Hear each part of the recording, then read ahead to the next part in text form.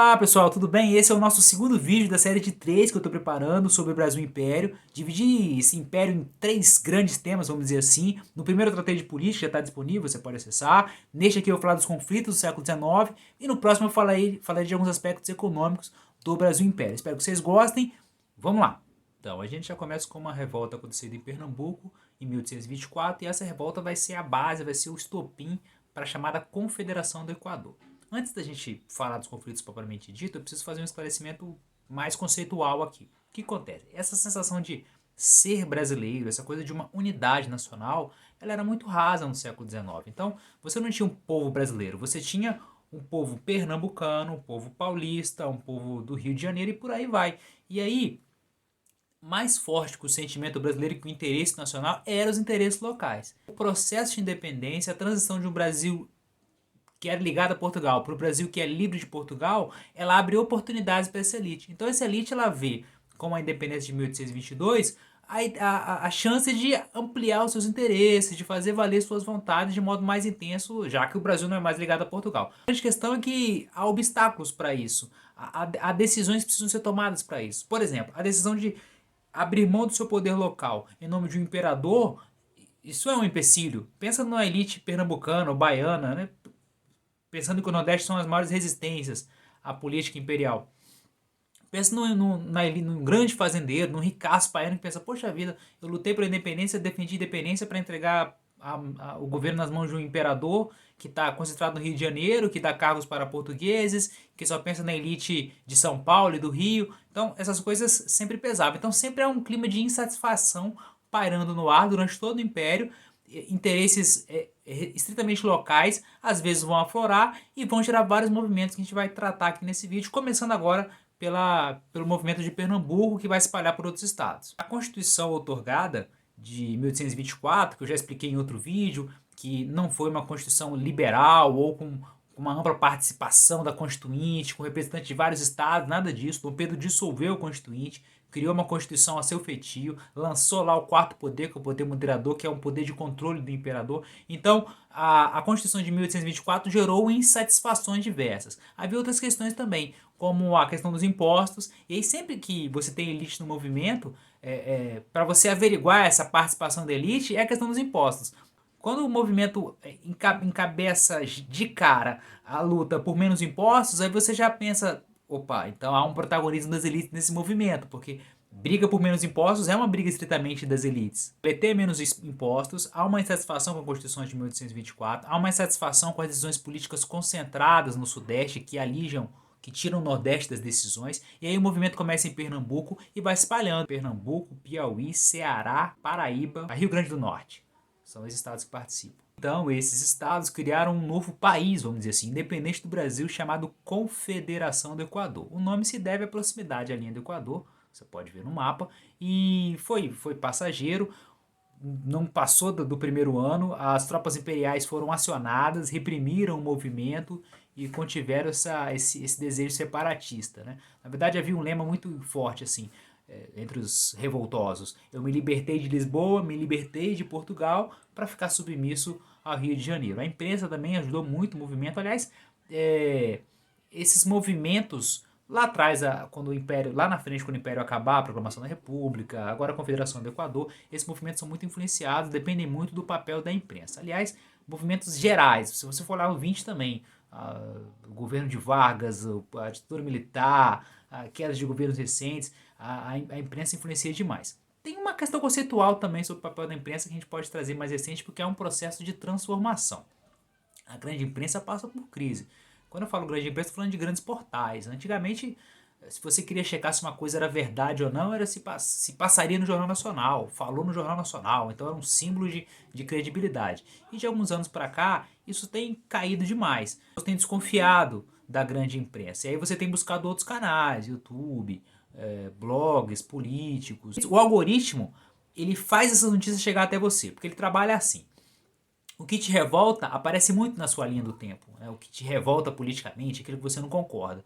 E ao mesmo tempo ele vai lançando ali na sua linha do tempo, à sua disposição, quando você está navegando por redes sociais, por YouTube, pela internet, ele vai lançando ali possíveis jornalistas, bloggers, portais que têm visões que podem concordar com você. Então ele faz essas escolhas que vão te massagear uma opinião que você já tem. Ele vai criticar os seus inimigos políticos e vai criar versões, ele apresentar versões, análises que concordam com você. Então essa é uma ponta, é uma parte. Então essas notícias self-service, esse tempo de pós-verdade, em que a verdade é aquilo que eu quero que seja verdade, são alimentados pelas redes. A grande questão é que há um elemento que nos últimos anos ficou ainda mais forte, que é o Zap Zap, porque ele está acima disso. Milhões de pessoas têm Twitter, tem Instagram, tem Facebook, pode abrir um navegador e ler um blog. Agora, muitos milhões a mais têm o WhatsApp. E essa rede de disseminação, de compartilhamento, de encaminhamento de notícias via WhatsApp tem um poder incrível. Muitas pessoas não têm outras formas de contato de internet que não seja o WhatsApp. E ali você recebe vídeos do tipo, olha o que o analista disse, olha o que esse especialista em política está dizendo, olha o que aquele economista falou em tempos de Covid, olha o médico que ele está dizendo aqui, que às vezes os caras nem médicos são, você não tem nem como checar aquilo, mas as pessoas acreditam, porque geralmente quem manda essa notícia é um tio, um vizinho, um primo, um sobrinho que está fazendo faculdade, então aquilo tem uma credibilidade. Então as pessoas confiam mais na notícia que chega nesse aplicativo de mensagem, no WhatsApp, do que num grande portal. É claro que você tem que desconfiar do que está no grande portal, você sempre tem que olhar com um olhar crítico qualquer notícia, mas não dá também para você, olha, eu não acredito nesse canal, não acredito nesse jornal, e acreditar em tudo que chega no seu celular, porque sabe-se lá de onde vem aquilo. Pode estar pensando que tem isso a ver com o tema, tem tudo a ver, porque eu estou falando que no século XIX, todos esses movimentos de conflito que acontecem, tem a participação da imprensa, a abolição, a proclamação da República, a Guerra do Paraguai, tudo tem participação da imprensa, mas hoje, essa participação da imprensa, ela está se remodelando, tendo em vista a crise dessas grandes redes, jornais impressos fechando, aqui mesmo no Espírito Santo a Gazeta deixou de circular diariamente, então jornais impressos fechando, grandes canais passando por crise, e esses canais alternativos têm ganhado força. A grande questão é a qualidade, a veracidade dessas notícias que tem chegado a nós todos os dias. Um conflito importante foi a Guerra da Cisplatina, acontecida no sul do Brasil. A Cisplatina é o atual Uruguai. Então, nessa guerra, o Brasil saiu derrotado. Os revoltosos ali se levantaram contra o governo brasileiro, visando a autonomia, e conseguiram essa autonomia. Forma-se então o Uruguai a partir da Guerra da Cisplatina, que abalou ainda mais a economia brasileira. A economia já vinha mal desde a independência, teve que pagar altas indenizações para que a independência fosse reconhecida, gasta com a Guerra da Cisplatina, as guerras locais também, os conflitos entre o governo imperial e as elites locais. Então a crise econômica se agravou até que em 1831 Dom Pedro vaza, vai embora e começa o período regencial,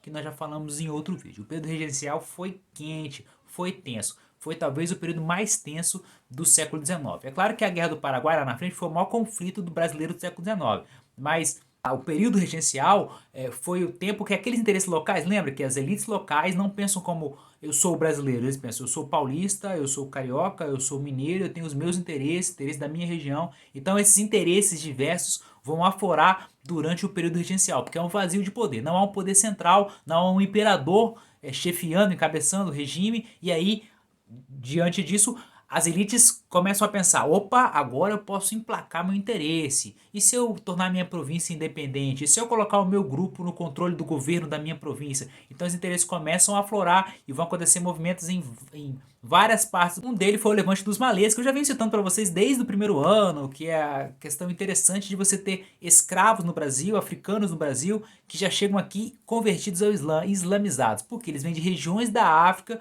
Lembra quando o islamismo se expandiu do Oriente, lá da Península Arábica para a África? Várias regiões da África foram islamizadas. Então, por lógica, você tem escravos que chegam aqui já islamizados. Esses negros, esses cativos, eles organizam um movimento em 1835, movimento de contestação, com planos escritos em árabe, lutam bravamente, conseguem libertar alguns negros que estavam presos, lutam bravamente, mas eram cativos, tinham pouco armamento, poucas condições e foram rapidamente suprimidos. Mas aí, alguns pontos interessantes para a gente observar desse movimento ocorrido na Bahia.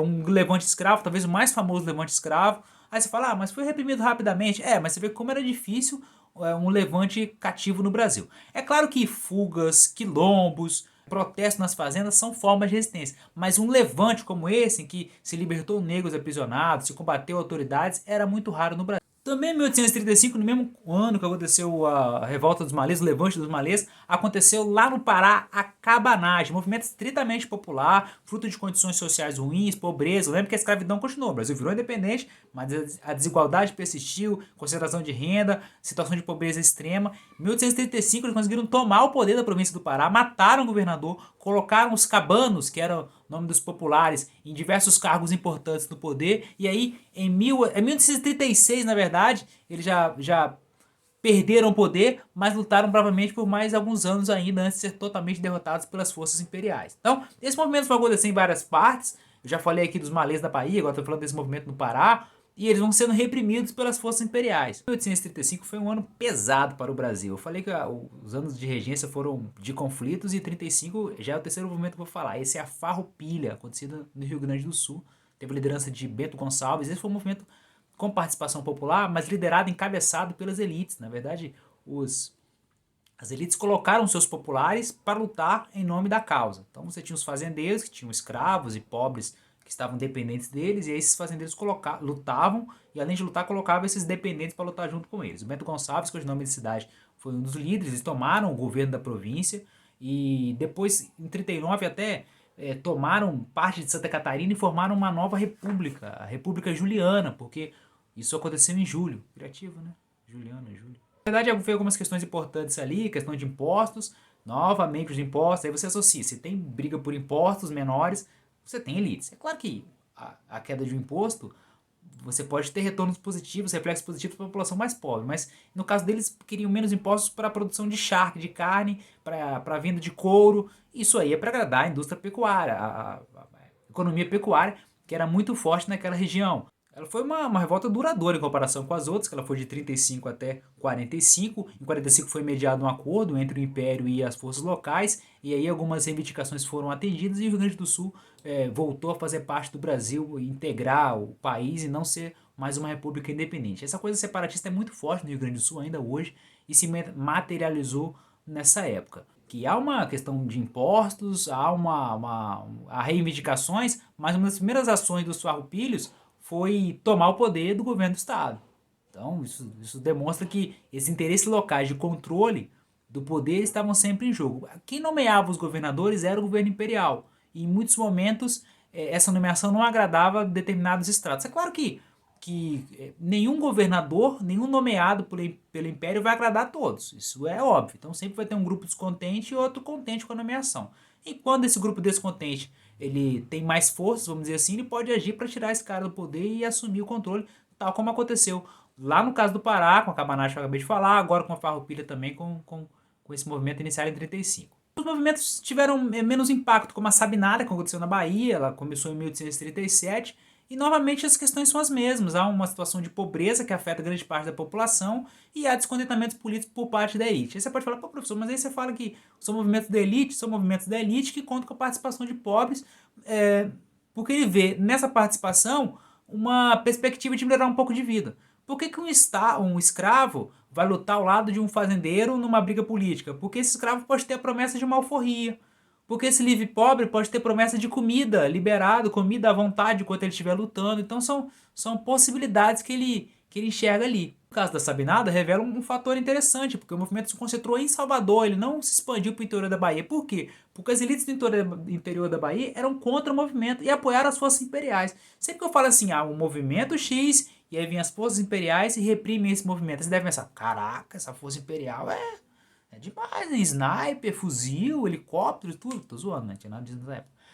Mas o que é a Força Imperial? É uma força despreparada, mas ela conta com essas milícias locais, esses fazendeiros que colocam seus escravos à disposição, esse grupo todo se junta e vai enfrentar esses revoltosos. Como eu disse, sempre você tem uma elite que começa o movimento, que tem os interesses, e você tem outros grupos que são contrários a esse movimento. No caso da Sabinada, o que acontece? Você tem a força imperial, se alia a esses outros grupos e acabam reprimindo a Sabinara, tá? Como aconteceu também com a cabanagem e outros movimentos. O último desses movimentos do período regencial e o mais popular deles foi a balaiada no Maranhão. Ou seja, era uma região que produzia muita cesta, chamada de balaio. E aí esse foi o movimento mais popular, porque ele foi liderado por quilombolas, por vaqueiros, por grupos extremamente simples, por produtores de balaio. Pessoas extremamente simples, descontentes com os rumos políticos, descontentes com a desigualdade social, que se levantaram e tiveram algumas iniciativas para controlar o poder, libertar alguns prisioneiros, mas também foram reprimidos sem nenhuma dificuldade, foram reprimidos pelas forças imperiais. Repare que eu falei de movimentos no sul, falei de movimentos no nordeste, principalmente, os malês, Cabanagem, tudo é nordeste, e o Farroupilha lá no sul. Não tem movimento no sudeste, né? Não tem movimento de contestação no Rio, em São Paulo. É claro que podia ter grupos descontentes ali, mas nada que promovesse um levante, uma revolta. Por quê? Porque o controle político ele está no sudeste, então os interesses muitas vezes são atendidos, o café começa a ganhar força e o sudeste se destaca nesse sentido. Então, para você ver que essas revoltas estão relacionadas a condições sociais, situações econômicas e também a arranjos políticos. E a política do sudeste, vamos dizer assim, estava no controle das decisões do Império desde 1822. Agora a gente vai lançar o nosso olhar para a bacia do Rio da Prata, ou bacia do Rio Prata, que era importante desde o comecinho da chegada dos europeus aqui, principalmente na América Espanhola. Agora você repara que o Brasil ele é banhado quase em grande parte, né? Ele é banhado pelo Oceano Atlântico. E aí você tem vários portos espalhados pelo nosso litoral. Pensando nos nossos vizinhos aqui, na Bolívia, no Paraguai, você tem que recorrer à navegação por rio até chegar ao mar.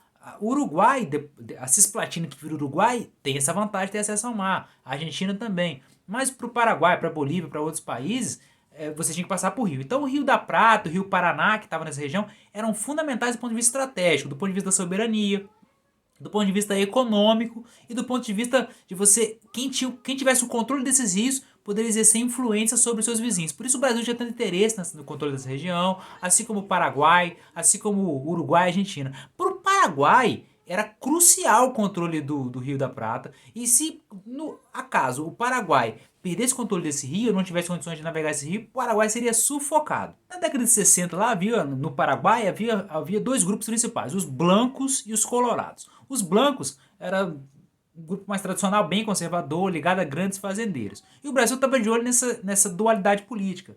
Porque os colorados eram liberais, mais apegados ao livre comércio, à livre navegação do Rio da Prata. Aí você pode pensar assim, então o Brasil vai se alinhar mais aos blancos, né? Porque eram fazendeiros, conservadores, então se alinha mais ao Brasil.